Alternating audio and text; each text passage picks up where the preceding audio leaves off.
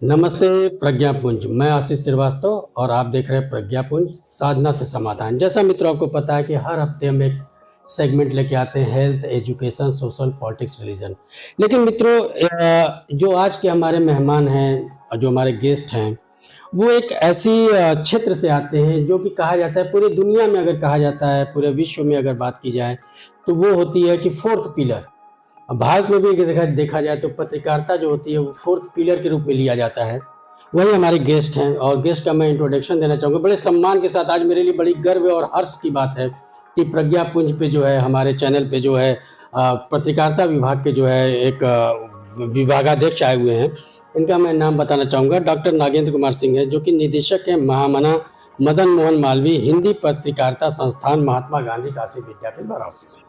Sir, आपने प्रज्ञापुंज को समय दिया, उसके लिए बहुत बहुत धन्यवाद। लेकिन सर, ये मैं कहना चाहूँगा कि कुछ अपना परिचय हमारे दर्शकों को आप भी बताएं। धन्यवाद सर। जैसा आपने कुछ मेरे छोटे परिचय दिया जी जी। और ये परिचय इस कार्यक्रम में बहुत लंबा हो जाएगा। जी जी। मैं जिस विश्वविद्यालय में काम करता हूँ, मैं उस विश्वविद्यालय के माननीय अपने कुलपति जी के कारण मैं वहाँ का मतलब मुख्य गृहपति के रूप में, पत्रकारिता एवं जनसंचार विभाग के विभागाध्यक्ष के रूप में और विश्वविद्यालय के एज ए जनसंपर्क अधिकारी के रूप में भी अपने दायित्व का निर्वहन कर रहा हूँ। मेरा अपना एकेडमिक जीवन लगभग 20 वर्षों का है और इसी में निरंतर अपने गति को मैं कर रहा हूँ। समाज के प्रति अपने उत्तरदायित्व को मैं समझता हूँ कि यदि मैं जीवन में ईश्वर ने दिया है एक मानव स्वरूप, तो उसमें मैं समाज के प्रति अपनी क्या उत्तरदायित्व होता है उसी को अपना एक लक्ष्य मान के निरंतर अपने कार्य को मैं कर रहा हूँ। जी सर, एक चीज़ और मैं आपके इंट्रोडक्शन में जानना चाहूँगा, आपकी शिक्षा और दीक्षा पे भी थोड़ा सा प्रकाश डालें। मेरी जो प्राथमिक शिक्षा थी अपनी गांव से प्राथमिक पाठशालाओं से हुई थी। इसके बाद मैं काशी हिंदू विश्वविद्यालय से अपना स्नातकोत्तर परीक्षा करने के बाद मैंने महात्मा गांधी काशी विद्यापीठ से पीएचडी और जो है पत्रकारिता जनसंचार विभाग में स्नातकोत्तर की उपाधि हासिल किया। जी, सवालों का सिलसिला शुरू करते हैं। सवाल क्या है सर, चर्चा परिचर्चा है। जी जी, बिल्कुल सर, करते हैं जी। ऐसा सर क्या हुआ विद्यापीठ में, महात्मा गांधी काशी विद्यापीठ की पत्रकारिता के 2 डिवीजन बनने पड़े, एक जो कि आप विभागाध्यक्ष है और एक और भी है, तो उसके क्या मूल कारण क्या थे? सर देखिए, ये एक तो बड़ा प्रशासनिक कह लीजिए जो भी भूल रही हो, या मुझे लगता है कि कुछ उसके अपने अपने अलग उद्देश्य रहे होंगे।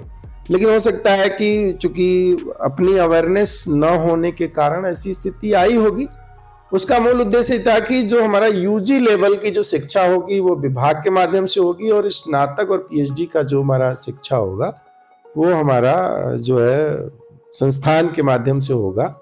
और संस्थान अपने आप में चूंकि पत्रकारिता हमें लगता है कि बड़ा वो है, और स्थापना के उसके मूल जो कारण जो मैं समझ पा रहा था कि 1991 में भारत सरकार द्वारा जो है एक गजट पास हुआ कि जिस तरह से मनुष्य के जीवन के लिए हेल्थ और जो है उसकी शिक्षा के अन्य जो डायमेंशन है अनिवार्य है, वैसे स्किल माने कम्युनिकेशन के लिए भी एक ऐसी संस्था होनी चाहिए जो वेल सेपरेट होनी चाहिए। जी जी।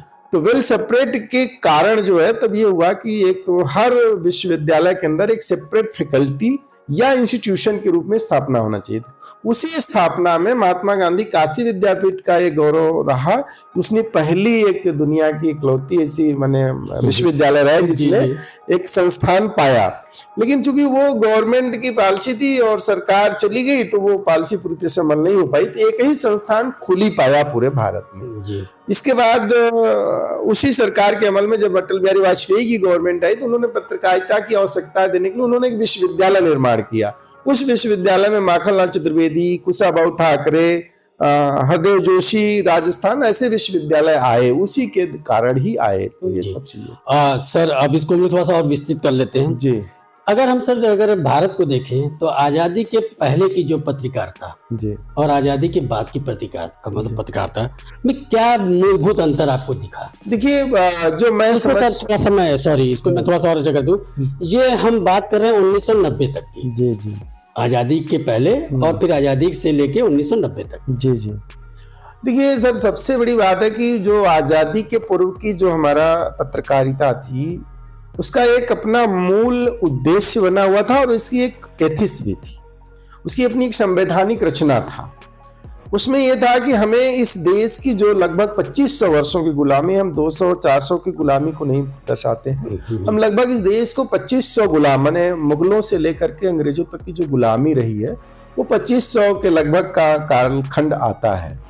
तो जो 2500 का कालखंड जब हम उसको देखते हैं तो उसके लिए हम लोगों ने एक मूल्य तैयार कर लिया था कि हमें इस देश के जो मानसिक गुलामी और तंत्र गुलामी, दोनों गुलामी को कैसे तोड़ा जाएगा। तो उस तंत्र और मानसिक गुलामी को तोड़ने के लिए हम लोगों ने एक बद्ध, एक सुर में एक मूल्य तैयार किया, अपनी एक संवैधानिक संरचना तैयार किया। उस संवैधानिक संरचना के आधार हमने लड़ाई लड़ा और मैं समझता हूं कि उस लड़ाई का परिणाम आया कि 1920 का जब वो आंदोलन खड़ा होता है, उसके बाद से हम पहली जो 1857 की क्रांति होती हुई, उसके 50 साल आते आते देश में इतने नेता मिल गए कि देश अपनी आजादी की अंगड़ाई लेने लगा और 1947 में हम अपनी आजादी तो ले लिए, जी आजादी लिए तो तंत्र की लड़ाई तो हमने जीत लिया, लेकिन जो मानसिक मेरी गुलामी थी वो लड़ाई हमने नहीं जीत पाया। उसके बाद जब पत्रकारिता आती है तो पत्रकारिता स्वार्थ की निहित हो गई और वो एक व्यवसायिक समीकरण में तैयार हो। जो लोग पूंजी लगा रहे थे वो उसको धंधा बनाना शुरू कर दिया और जो उसमें जो शक्ति दे रहे थे, जो ऊर्जा दे रहे थे, जिसके कारण लोगों में क्रांति हो रही थी, वो अपने को चूंकि तंत्र तो आजाद कर लिए और मानसिक ना होने के कारण तो वो एक नौकर बन गए जी। और उस नौकर के कारण अपनी पत्रकारिता का पतन होना शुरू हो जी। जैसे हमने एक उदाहरण भी है मेरे इसी काशी में, एक बड़ी संस्था ने जब यहाँ काशी पत्रकार संघ के चुनाव में उनकी जीत नहीं हुई तो उन्होंने पूरे कहा कि सदस्य ही छोड़ दो। और देखिए ये तंत्र की गुलामी ये रही कि हमारी मानसिक गुलामी रही कि हम उसको आवाज, जो दुनिया को अवेयरनेस करता है, जागृत करता है, वो खुद ही नहीं जग रहा है जी, और उसको सहता है और वहां से रिजाइन कर देता है। तो ये मूल कारण है कि हमने अपनी तंत्र तो जरूर बना दिया लेकिन अपनी मानसिक तंत्र को ठीक नहीं किया, जिसके कारण हमें अपनी पत्रकारिता की गिरावट आ रही। सर अगर देखा जाए तो ये चीजें बड़ा ही मतलब हर जगह बोला भी जाता है और कहा भी जाता है, हर जगह मीडिया में इस तरीके की बातें भी की जाती है कि प्रेस की स्वतंत्रता, जी, क्या ये अभिव्यक्ति की स्वतंत्रता है कि प्रेस की स्वतंत्रता को हम अभिव्यक्ति से थोड़ा सा अलग कर सकते हैं? दूसरा सर, जो अनुच्छेद 19 के 1 में लिखा है, क्या हम अक्षरशः पालन करते हैं या उसके बाद भी कुछ क ख ग भी जोड़ा गया है? देखिए क्या है, प्रेस की तो कोई स्वतंत्रता की बात ही नहीं है जी। जैसे वैसे ही एक हमें आभासी कह दिया जाता ना कि 4 pillar, what is the 4 pillar? Yes. कहाँ 4 पिलर है? किसको 4 पिलर आप मानते हो? आप राजनीतिक रूप से आप सत्ता के सुख लेते हो, न्यायपालिका अपनी सुख से सुविधा से उनकी है, चौथा उसमें कहाँ खड़ा, उसकी क्या भूमिका है? सर पिलर हो के फिलर हो गया। हाँ, न वो क्या उसमें, उस आपके संवैधानिक संरचना में क्या करता है? उसकी कोई रूल बनती है, यदि कानून रूल बिल पास होता है तो क्या उसमें वो कोई एक प्रतिनिधि बैठता है? क्या नहीं बैठता है। जब नहीं बैठता तो 4 व्हीलर तो एक आभास केवल है कि हमें बता दिया गया कि हम आभासी दुनिया में खड़े हैं। तो जो ये कह देना कि हमारी पत्रकारिता का विषय वस्तु 4थे पिलर है उसमें वो नहीं है, ये हमारा एक भ्रम है जिस भ्रम के लिए जी रहे हैं। जहां तक रहा कि जैसे एक आम नागरिक को स्वतंत्रता मिली है वही प्रेस की स्वतंत्रता है। मतलब सर जैसे कि हम प्रेस लेके या कार्ड लेके जाते हैं, कोई फर्क नहीं पड़ता, कोई फर्क नहीं पड़ता। मित्रों ये एक नई बात और बहुत ही अगर इसको विश्वसनीयता के साथ कहा जा रहा है कि ये एक अभिव्यक्ति की स्वतंत्रता और प्रेस की स्वतंत्रता लगभग बराबर है अकॉर्डिंग टू सर आपके। हाँ, मेरे सर अगर हम जैसे कि मैंने बताया था सर कि आपके व्यक्तित्व को 3 भागों में बांटा गया है, एक इंटरनेशनल पे बात करेंगे, एक नेशनल पे, एक स्टेट पे। तो इंटरनेशनल मीडिया अगर हम इस समय पूरी दुनिया में अगर किसी को दरोगा समझते हैं देशों में तो अमेरिका को समझते हैं, द वॉशिंगटन पोस्ट है और भी इस तरीके के वहाँ पे है। तो वहाँ की पत्रकारिता और सर हम एशिया की बात कर लेते हैं, दक्षिण एशिया की बात कर लेते हैं कि कितना अंतर है सर? देखिए वो तो बहुत अंतर है। देखिए क्या है कि अमेरिका आज से नहीं, अपनी आजादी के बाद से ही वो दुनिया पर, जैसे अंग्रेज कुछ समय ब्रिटेन के, तो वो एज ए दूसरे ढंग से अपनी वर्चस्व को बनाए रखने का काम करता है, और उसकी जो मीडिया है वो अमेरिका के पैटर्न को तैयार करने का काम करता है, ना कि वो दूसरे देश में अमेरिका कैसे जा सकता है उसके लिए वो प्रयास करता है। हमारी जो मीडिया है वो मीडिया तुरंत बिखरा, माने हम उसके इन्फ्लुएंसर हो जाते हैं, उसके में हम अपने को खोने का प्रयास करते हैं, जो कि ये हमारे लिए अच्छा नहीं है। और उसके मूल में जो कारण है कि जो मैं समझ पाया अभी तक, भारत के देश का अपना कोई भाषा नहीं है।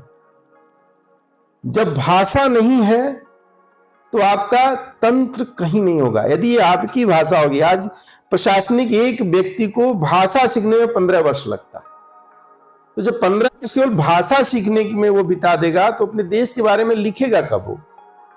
अब उसकी पत्रकारिता कब जिंदा होगी? तो फिर वो आज यहाँ है, उत्तर प्रदेश में है, कल मान लीजिए उसको तमिलनाडु में जाना है, तो फिर उसको संकट आ गया कि हमें तमिल कैसे करना है, हम न्यूज कैसे निकालेंगे, एक तमिल की आम व्यक्ति की चीजों को हम कैसे ले आएंगे? तो जो भाषा सीखता रह गया, चूंकि न राष्ट्रीय स्तर पर न क्षेत्रीय स्तर पर जब अपनी भाषा नहीं होगी तो हमारा एक ही मकसद होगा कि हम अमेरिका जैसे देशों के पिछलग्गू बनने का प्रयास करें।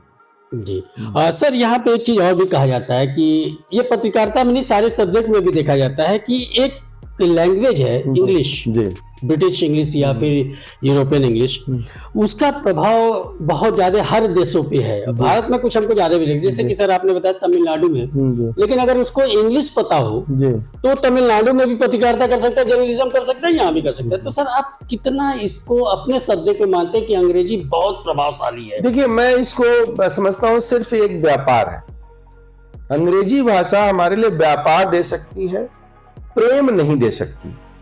प्रेम तो अपनी भाषा ही देगी। किसी एक बड़े महापुरुष ने कहा था ना कि जब देश में राज करना है तो आपको हिंदी जानना पड़ेगा। उसी का परिणाम है कि देश की आजादी के 70 साल में हिंदी भाषी क्षेत्रों से प्रतिनिधित्व करने वाले प्रधानमंत्री अधिक मिले। कारण यही है, हिंदी।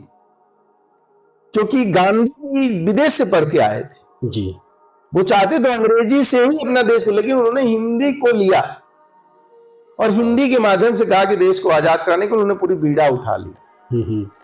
तो जब ऐसी चीजें हैं तो हमें लगता है कि हमें अंग्रेजी एक व्यापार की भाषा है, और वही बताना कि हमने तो केवल अपने तंत्र को आजाद किया है, अपनी सिस्टम से जो बैठे थे उस सिस्टम से आजाद हुए हैं। अभी न तो हम अपने आत्मिक रूप से, अपने मानसिक रूप से अभी भी हमें गुलामी के दौर से जाना। जैसे एक उदाहरण मैं बताता हूँ, जैसे आज भी वहां चले जाइए, मतलब साउथ की जो बात आप कर रहे हैं, वहां यदि वो अपने में मिलेंगे तो वो अंग्रेजी इस्तेमाल नहीं करेंगे। लेकिन हमारे उत्तर भारत की ये कहानी है कि आपस में मिलेंगे दो पढ़े लिख तो अपने घर में ही अंग्रेजी में बात करेंगे। जी, तो क्या इसको मैकाले का प्रभाव माना जा सकता है? मैकाले ही है, आज भी मैकाले जिंदा है, हम सबके भीतर मैकाले जिंदा है, वो मरा ही नहीं है। तो सर जो संस्कृत पढ़ा उसके अंदर कैसे आएगा मैकाले? वो उसमें मैकाले है। यदि वो मैकाले नहीं है, जिस बगल में आप बैठे हैं, मुझे बताइए किसी चाय बेचने वाला क्या वो संस्कृत बोलता है? या चाय पर दुकान पर जाने वाला कोई ऐसा विद्वान प्रोफेसर या विद्यार्थी निकलता है कि संस्कृत में चाय मांगता है? जी सही बात है सर। जब यहाँ भी मिल रहा है, जहाँ की इतनी बड़ी विश्वविद्यालय है, तो आप कल्पना करिए कहाँ है वो संस्कृत का पढ़ने वाला विद्यार्थी भी अंग्रेजी में अपना माध्यम खोजता है। उसको भी कहा जाता है कि चुंडी छोड़िए, अंग्रेजी सीखिए। तो जहां ये ज्ञान है तो कैसे देश की प्रगति होगी? जी, तो ये इसलिए इसको मैंने सर, अगर मैं आपकी बात करूं, आपकी व्यक्तिगत मैं बात करूं, तो पत्रकारिता में आपको सबसे बड़ी चुनौती क्या लगती है सर? देखिए, हमें लगता है कि सबसे बड़ी चुनौती होता है कि जो आने वाली पीढ़ी है उसके अंदर पढ़ने की शक्ति खत्म है, वो पढ़ना ही नहीं चाहती। और जहां तक मैं समझता हूं, पत्रकारिता एक ऐसा विषय है जिसमें अध्ययन की बहुत जरूरत है। जब आपके पास तथ्य नहीं होगा तो आप गद्य की रचना नहीं कर सकते। इसलिए मुझे लगता है कि जो आने वाली पीढ़ी है वो सिर्फ केवल झुंझुना पकड़ने का ज्यादा प्रयास करती है, वो ग्लैमर के लिए आती है, ज्ञान के लिए नहीं आती है। यदि पत्रकारिता में मैं कहता हूँ ज्ञान के लिए आएंगे तो शायद अच्छा होगा। जी। सब वर्तमान परिदृश्य पे आते हैं सर, जी क्योंकि हमने अब कुछ यूरोपियन और अमेरिकन भी लिया। जी तो वर्तमान आज की जो भारत में जो पत्रकारिता है वहाँ दो भागों में सर बट गई है। जी जहाँ तक मैंने एनालिसिस किया जी दो भागों में बटी है। एक बोलते हैं कि अगर मैं एक व्यक्ति विशेष की अगर फेवर की बात नहीं कर रहा हूँ, जी। ये अंडरस्टूड है, जी जी अगर नहीं कर रहा हूँ तो आप राष्ट्र विरोधी हैं, जी और अगर मैं उनके तरफ बोल रहा हूँ तो राष्ट्र प्रेमी है। जैसे उदाहरण के रूप में दूं, अभी सर हम लोग के यहाँ कुंभ बीता इसी जी साल, जी लेकिन तो एक अजीब सी भावना बनी थी कि यार तुम कुंभ नहीं नहाए। जी तो ऐसा तो कोई है नहीं कि अगर मैं वहां नहाऊं तभी मैं कोई भी धर्म ग्रंथ पढ़ के कोई धार्मिक तो हुआ नहीं। जी तो वर्तमान जो परिदृश्य चल रही है क्या इस तरीके है कि एक तरफ हम देखें तो एक व्यक्ति पे बोलने पर हम राष्ट्रवादी हो जाते हैं, दूसरे बोलने पर नहीं होते। सर देखिए, यहीं पर हमारा थोड़ा सा हमारे हो सकता है कि मैं गलत हूं, लेकिन मैं समझता हूं ये व्यक्ति के वही होता है जो मैकाले जिंदा है। जब सत्ता आती है और हम सत्ता से बाहर होते हैं तो मुझे ज्ञान आने लगता है, लेकिन जब मैं सत्ता में रहता हूं तो ज्ञान नहीं आता है।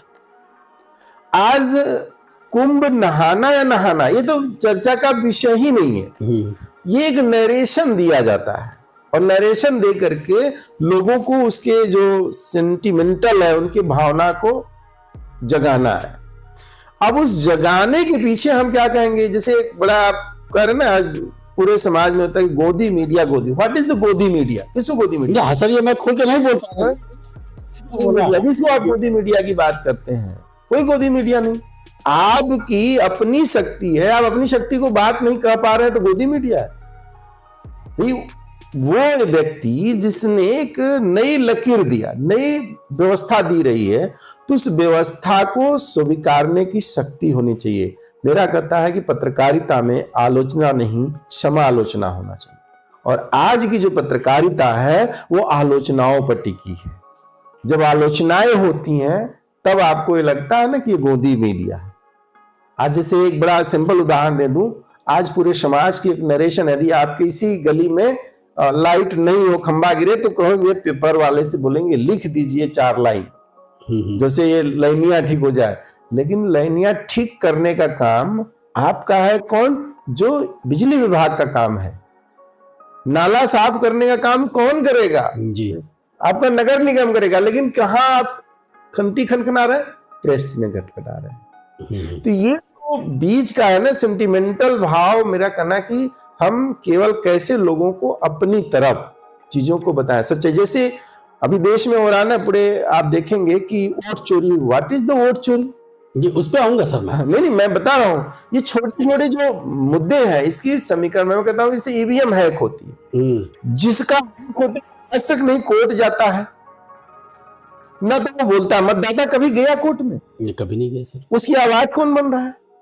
पार्टियां क्यों बन रही भाई? यदि हमारी वोट चोरी हो रही है या मैं कुछ कर रहा हूं, ईवीएम हैक हो रहा है, तो मुझे बताना पड़ेगा ना, हमें उसके संवैधानिक अंगुली उठानी पड़ेगी। तो ये केवल एक मिथिंडावाद जिसको कह लीजिए, हमारी कैसे अपनी बाजार टिकी रहे, इसके लिए कहा जाता है कि हम इधर।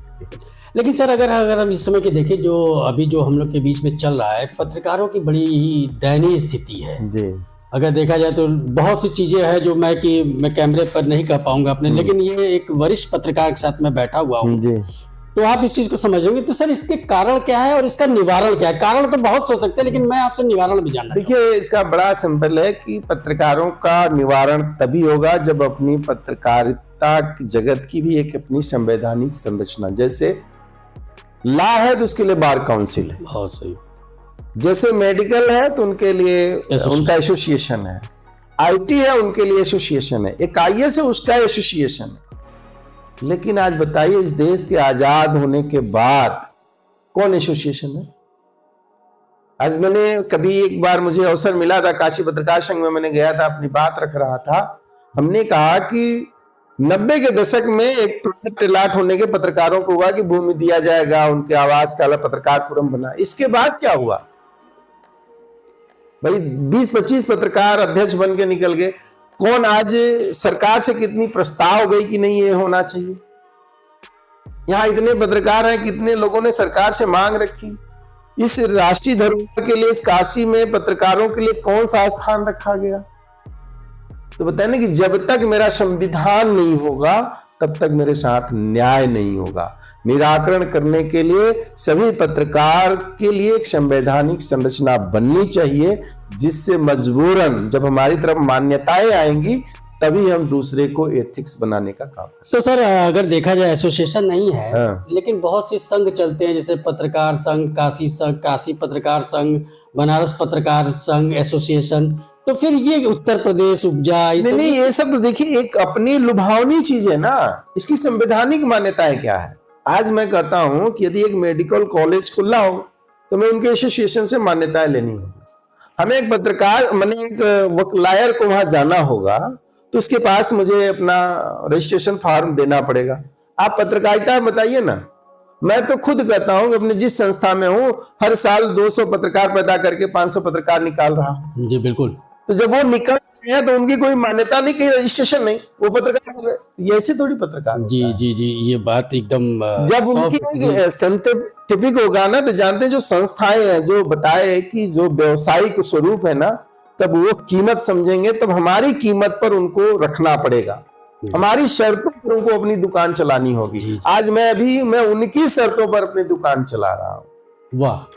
आप एक्सक्लूसिव इंटरव्यू देख रहे हैं डॉक्टर नागेंद्र कुमार सिंह के साथ, जो कि डायरेक्टर हैं काशी विद्यापीठ के पत्रकारिता विभाग के। सर अगला सवाल हमारा ये है कि जैसा कि आप पे रिसर्च हुआ, हमारी रिसर्च टीम बताई है कि एसोसिएशन के लिए एक आंदोलन की जरूरत है, तो यहाँ सर मैं एक शब्द को यूज कर रहा हूँ, आंदोलन चाहिए या क्रांति चाहिए या सत्याग्रह चाहिए। सत्याग्रह इसलिए क्योंकि आप महात्मा गांधी काशी विद्यापीठ के निदेशक हैं पत्रकारिता विभाग के, तो सर यहाँ पे क्या चाहिए?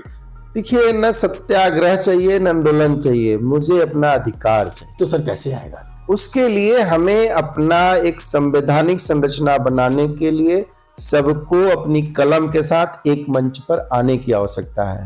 और जैसे मैंने बताया ना कि जब इमरजेंसी देश में आई थी तो लोगों ने इंदिरा जी के खिलाफ प्रश्नवाचक चिन्ह, खाली पेज, तमाम तरह की घटनाओं से संबोधित किए। आज मुझे उसी की जरूरत है। इस देश में मीडिया घराने में हम अपने लिए एक कॉलम छोड़ें। यदि हम अपनी कॉलम छोड़ें और अपनी मांग करें और पूरे देश का, जैसे कहते हैं ना कि बाबा साहब भीमराव अम्बेडकर ने एक संविधान दिया तो हम राजनीति चला रहे हैं, तो ऐसे लिए हम भी अपना एक संविधान दें जिसपे पूरे पत्रकार चले। जी, लेकिन सर यहाँ पे अगर देखा जाए तो मैं सीधा थोड़े से हॉट क्वेश्चन पे आ रहा हूँ। जी। लोग एक बहुत बड़ी पार्टी है जो अभी तो कहा जा रहा है कि वर्ल्ड की सबसे बड़ी पार्टी है बीजेपी। जी। बीजेपी की ये मानता है या मानते हैं वो लोग कि देश आजाद हुआ 2014 के बाद। जी। लेकिन अगर देखा जाए तो पत्रकारिता को, पत्रकारों को सबसे ज्यादा प्रतिबंधित करना, दंडित करना एक व्यक्ति इसके द्वारा किया गया। ये भी आप समझ लोगे मैं किसके कह रहा हूँ। तो आपको क्या लगता है कि क्या इस सरकार में ऐसी उम्मीद की जा सकती है या इस सरकार से ऐसी की जा सकती है कि पत्रकारों को, क्योंकि सर बहुत से ऐसे सोशल मीडिया भी है, मैं उस पर भी आऊंगा, उनको कुछ चीजें बोलने पर, कंटेंट बोलने पर उनको पकड़ लेना, अरेस्ट कर लेना और फिर उनको जेल में डाल देना, ये कहाँ तक सही है सर? देखिए सर, ये मुझे बताना कि वे कहीं ना कहीं फिर मैं उसे एथिक्स पर चला जाता है कि कहीं कुछ मतलब ऐसा नहीं कि 2014 के बाद देश आजाद हुआ है। ये सर वो लोग कह रहे हैं उनके ये वो नहीं कहते हैं, वो नहीं कहते। आरएसएस कहता है? नहीं कहता है, बिल्कुल नहीं कहता। आरएसएस तो सर पूरा का पूरा उनका तो समझ लीजिए कि एजेंट बन के घूमता है। नहीं, तो बताना कि हमने आरएसएस को जाना ही नहीं, इसलिए हम ऐसी बात कर रहे हैं। आरएसएस को जानने के लिए मुझे अपने को खपना पड़ेगा। जब हम अपने को खपेंगे तब आरएसएस को जानेंगे, ठीक है ना। जब आरएसएस को हम जाने नहीं तो आरएसएस पर लगाने की तो मतलब ये आरोप ही नहीं है। जैसे परम पूजनीय मोहन भागवत जी ने कहा ना एक दिन कि हम तो अपने आप को यहाँ गाड़ दिए। तो मुझे लगता है कि ऐसे गढ़ने की जो शक्ति होगा वो आरएसएस का, राष्ट्रीय स्वयंसेवक संघ, वो बनेगा नहीं है। बताने की ये एक कहने के लिए बताना कि जो हमें, जब हमारी जहां व्यवस्था होती है तो मनुष्य के अंदर दो प्रकृति होती है। जब तक हमारा चलता है तो हम पीछे पलट के नहीं देखते हैं, जब नहीं चलता है तो सामने वाले को कैसे गिराया जा सकता है उसकी बात करने लगते हैं। तो शायद आज यही समाज का आईना है। हम बताने कि हम परिवर्तन लेना नहीं चाहते हैं, हम उसी तरह से लोगों को गंदी झोपड़ियों में रखना चाहते हैं कि जैसे हमारा दुकान चलता है। हम उसी बताए ना, मैं काले को बाहर निकाल, जैसे अभी राष्ट्रीय शिक्षा नीति आई है, जी कोई संस्था स्वीकार करने की नहीं, बुराई करने वाले सभी शिक्षा जगत के लोग खड़े हैं। लेकिन बताइए, कहीं आपने सुना जो उस चीज का है, उस दुनिया में जी रहे हैं, उसकी रोजी रोटी ले रहे हैं, क्या उन्होंने उसकी अच्छाई भी बताने का प्रयास कर रहे हैं? उसकी कुछ अच्छाई भी तो होगी। मैं कहता हूं मेरे में पूरी बुराई है, मेरे जीवन का सब बुरा है, लेकिन मेरे में एक तो अच्छा होगा, मैं सुंदर दिख रहा हूंगा, कुछ तो होगा कि नहीं होगा। तो वही मेरे कहना का मतलब है कि इस तरह से समाज में कहने के लिए बहुत कुछ है, लेकिन उसकी वास्तविकता कुछ परे है। लेकिन सर परे क्या है कि अगर देखा जाए तो ये जो पूंजीवादी व्यवस्था पुनः वापसी है, हाँ। बीजेपी गवर्नमेंट को देखा जाए तो एक तरीके से ईस्ट इंडिया कंपनी की वापसी है। आप देख लीजिए पूरी तरीके से उठा के कायदे से उसको। और यहाँ पे जो मीडिया हाउस है, अब मैं प्रेस हटा रहा हूँ सर, मीडिया को ला रहा हूँ, यहाँ पे जो मीडिया हाउस है वो कुछ घरानों से गवर्न हो रहा है। क्योंकि अगर आप देखें तो एनडीटीवी के मैं नाम लेना चाहूंगा, वहां पे जब बेबाकी से पत्रकारिता की है तो उसको कैसे निष्कासित किया गया। एक व्यक्ति से बोला जाता है कि आप फकीरी जीवन जीते हैं, लेकिन 20 लाख का सूट पहन के बैठे हुए, तो बोलता है कि अगला इंटरव्यू दिल्ली में होगा, उसको चैनल से बाहर कर दिया जाता है। तो ऐसा नहीं लगता सर कि जो आज की मीडिया है वो कुछ घरानों की जो एक दासी बन के रह गई है? तो देखिए, कुछ नहीं, मैं कहता हूँ किसको आप बेबाकी मानते हैं? जैसे एनडीटीवी का आपने नाम लिया ना, कहाँ वो बेबाकी थी? नहीं, अब तो सर वो अडानी ग्रुप चले जाए, मैं कहता हूँ कहाँ बेबाकी था? यदि आप बेबाकी था तो उस स्तंभ को पकड़े क्यों नहीं रहे? स्तंभ को छोड़ के जाने क्या है? पलायन की कौन नीति अपनाता है जो गलत होता है? यदि आप सही है, ईमानदार हैं, तो उसी में संघर्ष करेंगे। आपकी ये जो प्रज्ञापुंज है जी, यहाँ आप बैठे हैं, आपको लगता है कि देश दुनिया में गलत है प्रज्ञापुंज, तो आप छोड़ के चल देंगे? किसके साथ संघर्ष करेंगे? बिल्कुल सर, संघर्ष करेंगे। तो वो क्यों नहीं संघर्ष किए? मैं बताना कि ये जो पूंजीवादी की, आज से नहीं, पहले मैं बताना कि एक मालवीय जी की बड़ी अच्छी कहानी हम लोग पढ़ते थे, तो बड़ी अच्छी, मैंने उनके एक बायोग्राफी पढ़ रहा था, उसमें एक जगह आई घटना कि एक समय बच्चे हड़ताल करते गए थे भूखे, कि जो मालवीय जी भोजन करते हैं वही मैं भोजन करूंगा। तो लोगों ने गए मालवीय जी के पास, भाई आज बच्चे हड़ताल पर हैं, वो भोजन नहीं कर रहे हैं। बोले क्यों? वो कह रहे हैं जो आप भोजन कर रहे हैं वही हम भोजन करेंगे जी। तो मालवीय जी ने उनको, सभी बच्चों को बुलाया, उनसे कहा कि देखो, तुम्हारा काम है सरस्वती का अध्ययन करना, सरस्वती को बुलाओ, और जब सरस्वती तुम्हारे पास आएंगी तो तुम्हारी, उनकी जो लक्ष्मी है उसकी छुटकी बहनिया है, तो बड़की बहनिया से मिलने आएगी। जब तुम्हारे पास लक्ष्मणियां आने लगेगी ना, तब इस भोजनवा को तुम सुपाच्य कर पाओगे, नहीं ये भोजन जो मैं कर रहा हूं तुम सुपाच्य ही नहीं कर पाओगे। तो ये जो मेरे कहने का मतलब, ये संस्कार आने की जरूरत है। इसलिए मीडिया घराने की बात न करिए। मैं कहता हूं ना कि हमने अपना एथिक्स खोते गए। हमने बहुत शुरू में ही कह रहा हूं कि अभी भारत केवल 10% अपनी स्वतंत्रता के जीवन जिया है। अभी तो 90% हम अपनी पूरी तरह से भी गुलामी है। हम अपनी संस्कृत के रूप से आज भी गुलाम में जी रहे हैं। अपनी संस्कृत के रूप में हमने कहाँ आजादी पाई है? अभी तो हमारी कोई रथ निकले तो पत्थर फेंकना है। अभी हम शादी अभी तो मैं रात में ही कर रहा हूँ। हमारी कहाँ आजादी है? थोड़ा तो मैं आऊंगा सर के पास सर्वे रिपोर्ट आई है, उस पर भी जी बिल्कुल। लेकिन अभी मैं ये बात कर रहा हूँ सर कि जो भारत की जो पत्रकारिता है उसकी भविष्य क्या है? बहुत ही उज्जवल भविष्य। मैं कभी ये मानने को तैयार नहीं हूँ कि पत्रकारिता हमारी बहुत अंधकार में। हमारी ये ऐसी शक्ति है कि जो जीवन के अंदर पलती है। एक मनुष्य आता है, वो इस दुनिया का सब पत्रकार है। ऐसा कोई नहीं जो पत्रकार नहीं है। वो साहित्य के रूप में हो सकता है, वो डॉक्टर के रूप में हो सकता है, वो इंजीनियर के रूप में, सब पत्रकार है।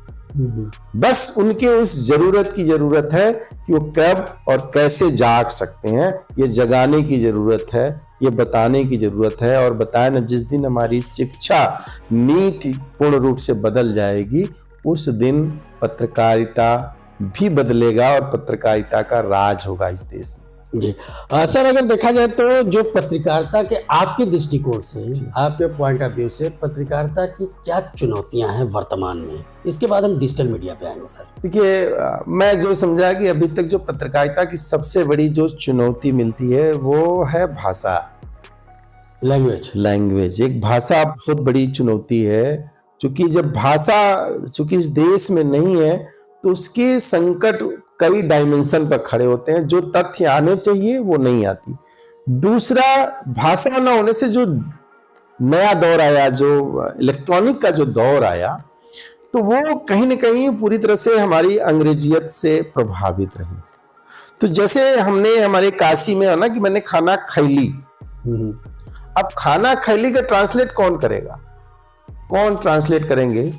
हम तो केवल ईटिंग में करके रह जाएंगे। अब खैली का हो, जब ये है और चीज हम अब जनता को परोस रहे हैं, वो जनता उस चीज को स्वीकार कर रही है।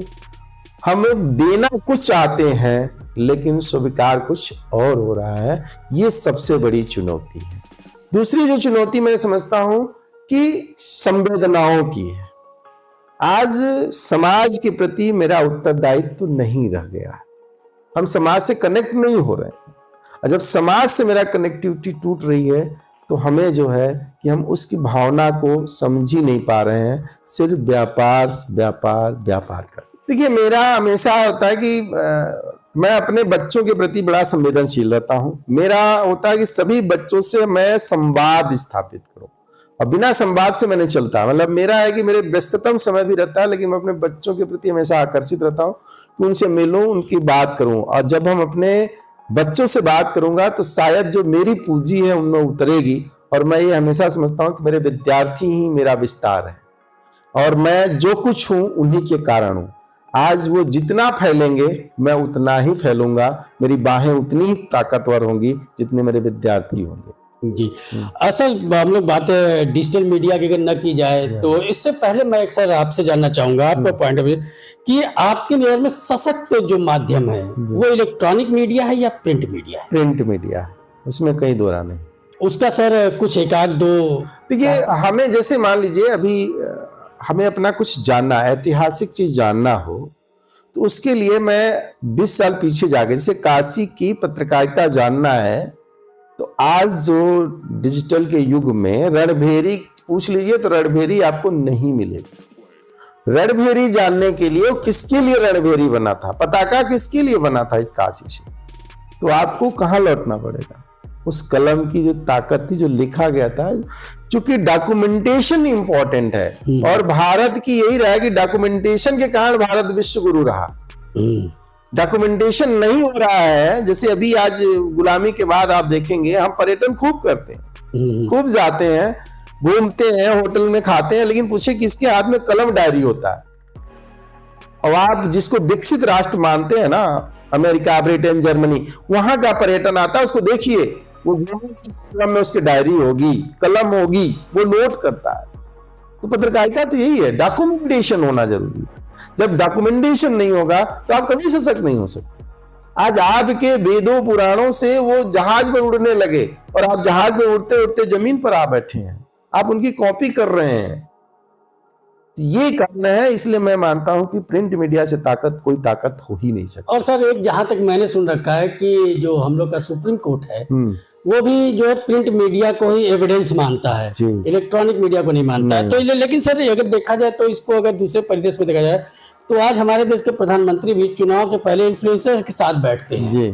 तो इसका मतलब कहीं ना कहीं डिजिटल मीडिया भी जो इतना सशक्त है कि हमारे देश को प्रधानमंत्री को वोट चाहने के लिए एक ऐसे बच्चों के साथ बैठना पड़ना है जिसके मिलियन में व्यूअर्स है। इस पे सर क्या कहेंगे आप? ये मेरा बहुत बड़ा सिंपल है। देखिए, व्यक्ति इसको जीवन जीने की कला होता है ना, वो प्रस्तुति से होती है, ठीक है।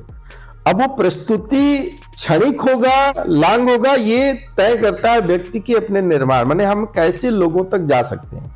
लेकिन वो जो चीजें हमने इन्फ्लुएंसर के साथ, मेरे प्रधानमंत्री जी बैठ रहे हैं, तो बैठने का यदि हमें समय डेट पता करना होगा तो उसके लिए डॉक्यूमेंटेशन जाना होगा कि नहीं जाना। तो इसलिए जो ताकत है प्रस्तुति का वो उसी डॉक्यूमेंटेशन पर है। उन्होंने देखा कि व्यक्ति कैसे हम जाएंगे। आज उनकी कॉपी सोशल मीडिया इस भारत में बढ़ित किसी का, प्रधानमंत्री जब पहला चुनाव आए थे तो चाय के लेकर आए थे, तो जो चाय के लेके आए तो उस चाय का सेंटिमेंटल जुड़ा कि नहीं जुड़ा।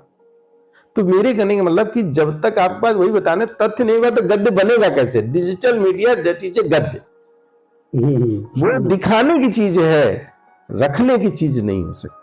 जी सर, अगर देखा जाए तो इस समय जो एक पत्रकार के लिए कौन कौन से कौशल होने चाहिए सर? अगर वेपन्स की बात करूं उसके पास, तो कौन कौन से वेपन्स होने चाहिए? देखिए, सबसे पहले बात तो एक अच्छे पत्रकार होने के लिए उसके पास स्किल होनी चाहिए, भाषा में उसकी किसी एक भाषा पर अच्छी पकड़ होनी चाहिए जी। चाहे वो हिंदी पर रखे, तमिल पर रखे, तेलुगु रखे, मलयालम रखे, संस्कृत में रखे, उस पर अपनी एक पकड़ रखनी चाहिए।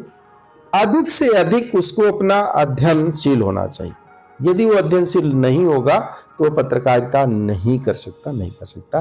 ये 3 प्रमुख बिंदु है जिस पर एक पत्रकार को अपना काम करते रहना चाहिए। तो सर अगर देखा जाए तो अगर जैसे कि मैं पत्रकारिता किया और मैं इंटरेस्ट मेरा अगर क्रिमिनल में नहीं है, क्रिमिनल रिपोर्टर में नहीं है, पॉलिटिकल में है, सोशल में है, लेकिन जानना मुझे तीनों को है। हाँ जी। आपका कहने का मतलब है कि तीनों को जानना है और स्किल तगड़ी होनी चाहिए। जी जी। सर लेकिन एक बार थोड़ा सा विश्लेषक के रूप में मैं आपको राजनीतिक विश्लेषक भी मानता हूँ। क्या आप कारण है सर कि अभी तक सारे देश के प्रधानमंत्री प्रेस कॉन्फ्रेंस करते हैं, लेकिन अपने देश के प्रधानमंत्री इंडिया में प्रेस कॉन्फ्रेंस नहीं करते, चुनाव के समय करते हैं, विदेश में जाके जो पॉडकास्ट भी करते हैं? देखिए सर, ये बताना कि हमारे देखने का नजरिया, आज का प्रधानमंत्री मतलब आपके प्रेस कॉन्फ्रेंस के बजाय प्रेस ऑफिस चला जाता है। अभी तक मैंने अभी नहीं, इंडिया टीवी पर गए हैं, आज तक के चैनल पर गए, कॉन्क्लेव पर जाते हैं। मेरा कहने का मतलब कि पहले क्या था, प्रधानमंत्री ये बताता था कि मैं राजा हूं जी, इसलिए मेरे पास लोगों को आना होगा। आज वो प्रधानमंत्री बताता है कि नहीं, मैं आपके पास आता हूं क्योंकि आप लोगों तक जाते हैं। लोगों तक जाने के लिए जो प्रधानमंत्री चल के आता है, तो इसलिए वो प्रधानमंत्री महान है।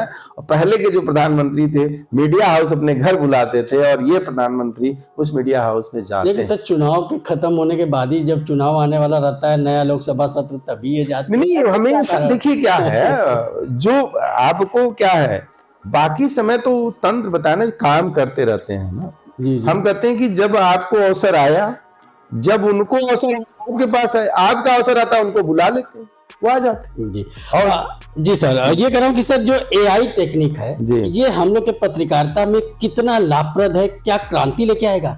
देखिए सर, मैं जितने लोग जो भी कुछ कह लें, जो मैं समझता हूँ, एआई देने वाला कौन है? एक ह्यूमन कोई व्यक्ति है ना, कोई दूसरा नहीं है। जब एक ह्यूमन ही व्यक्ति है जो एआई लाया है जी, तो उसने जब एक मानव रचनाकार है तो कहां से चैलेंज होगा? वो तो हम ही बनाए तो हम ध्वस्त कर सकते हैं, आज नहीं कल होंगे। थोड़े समय के लिए एआई हमारी पत्रकारिता का पथ भ्रष्ट कर सकता है। ओके। पथ भ्रष्ट इसलिए कर सकता है कि हम जो कुछ डुप्लीकेटेशन जो होता है ना, वो उसके तरफ बढ़ जाएंगे। लेकिन एक कालखंड जब आएगा कि सब इस चीज को वाकिफ हो जाएंगे कि ये डुप्ली है या कैसे। जैसे हम लोग कुछ वीडियो देखते हैं जी, देखते ही समझ जाते हैं कि भाई ये तो बनाया हुआ है, ये ओरिजिनल आवाज नहीं है। तो इसी अभी चूंकि ये नया चीज है तो इससे हवा बहुत बना दिया गया, लेकिन ये कुछ है नहीं, ये वैसे ही ध्वस्त हो जाएगा। जैसे लोग कहते ना कि आया इलेक्ट्रॉनिक चैनल आया तो प्रिंट मीडिया गायब हो जाएगी, लेकिन आज चल रही है, वैसे सब चलेगा, इसमें कोई नहीं। जो मनुष्य खुद रचनाकार है ना, उससे बड़ा तो कुछ है ही नहीं है। वो रचना को बनाता रहेगा, बिगाड़ता रहेगा, उसका काम ही है बनाना बिगाड़ना। जैसे मैं एक छोटी सी कहानी बता दूं। बिल्कुल। जैसे मैंने एक बार नारद जी अपने ब्रह्मा जी से पूछा कि भाई मुझे अपनी सृष्टि से मुक्ति का क्या मार्ग है? तो उन्होंने कहा कि आपको तब इसके लिए पृथ्वी लोक जाना होगा, वही मुक्ति का मार्ग मिल जाएगा। तो बोले कौन देगा? बोले गुरु देगा, गुरु से ज्ञान मिल लीजिए। तो उन्होंने कहा ठीक है। तो बोले कहाँ गुरु मिलेगा? तो बोले जो आपको समुद्र के किनारे पहली बार व्यक्ति मिलेगा वही आपका गुरु हो जाएगा। तो चले, और जब पृथ्वी पर आए देखे मछुआरा जाल फेंक रहा था सवेरे सवेरे, तो लगा अरे तो मछुआरा है और मेरा ये कैसे गुरु होगा। अब उनके मछुआरे भाव में फिर लौट गए ब्रह्मा जी के पास।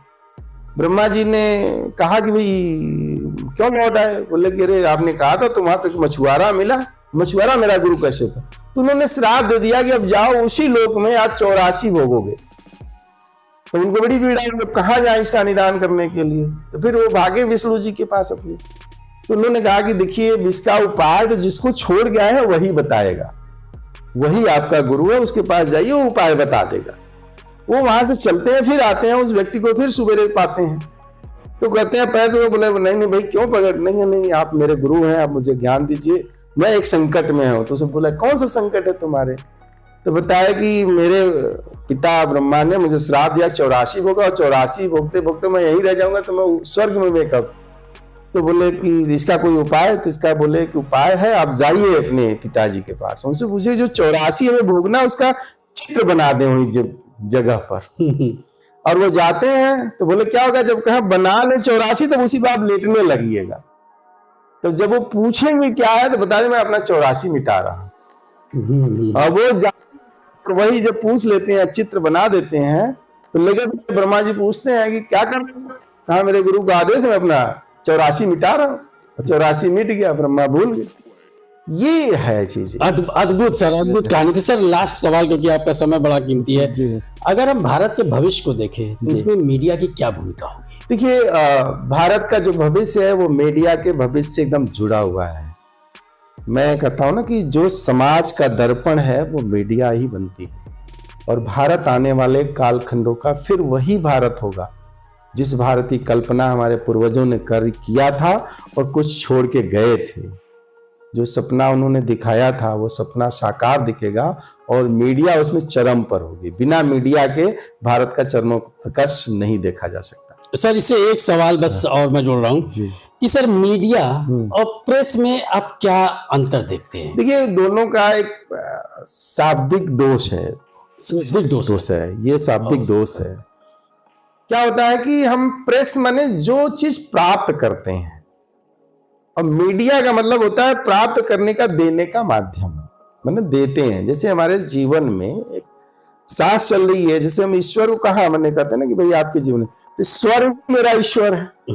स्वर गया कि ईश्वर गया, माने शरीर नश्वर हो गई। तो जो नश्वर का है वही है। जैसे ये शरीर चलता है तो प्रेस ताकत है। प्रेस जो है मेरे अंदर का वो सब है जो किसी माध्यम से फैलता है, इसलिए इसको शाब्दिक दोष कहते हैं। दोनों का स्वरूप एक ही है, अलग नहीं करके देख सकते। सर ये मैं कहना चाहूंगा, आपसे निवेदन करना चाहूंगा कि हम पत्रकारों के लिए आप क्या संदेश देना चाहते हैं? मेरा यही है कि एकदम निष्पक्ष और ईमानदारी के साथ सत्यनिष्ठ पत्रकारिता के दृढ़ता को उजागर करने का कार्य करना चाहिए, और मुझे लगता है कि एक इन्फ्लुएंसर के रूप में नहीं देखना चाहिए। राष्ट्र की प्रगति कैसी हो सकती है, राष्ट्रभाव की कल्पना से काम। सर सवालें तो बहुत थी, लेकिन जो कि समय का अभाव भी है और आपको भी जाना है। लेकिन सर ये प्रज्ञापुंज की तरफ से आपको जो मैं ये एक प्रतिबंध कर रहा हूँ कि जब भी हम लोग को जरूरत पड़ेगी तो आप अपने बेशकीमती समय में से समय हमको जरूर दीजिए। सर ये मेरा पूरा सौभाग्यशाली क्षण रहा कि आपने मुझे एक ऐसा अवसर दिया। आपके चैनल आकर मुझे बड़ा अच्छा लगा। मुझे जब भी ऐसा एक अवसर आएगा तो मुझे तो ये गर्व का विषय है कि आप ऐसे एक प्रज्ञापुंज जैसी संस्था में आने का मुझे अवसर मिलेगा, और इसके लिए मैं आप सभी का आभारी हूँ कि आप मुझे इस चैनल में बुलाए। तो जब जब आपको आवश्यकता होगा मैं जरूर इस चैनल पर आऊँगा। अभी आप एक्सक्लूसिव इंटरव्यू देख रहे थे डॉक्टर नागेंद्र कुमार सिंह का, जो कि आपको मैंने बताया निदेशक हैं काशी विद्यापीठ महाविद्यालय के, विश्वविद्यालय के। और इसी वादे के साथ हम लोग अलग होते हैं। तब तक के लिए सर थैंक यू, धन्यवाद सर, नमस्कार।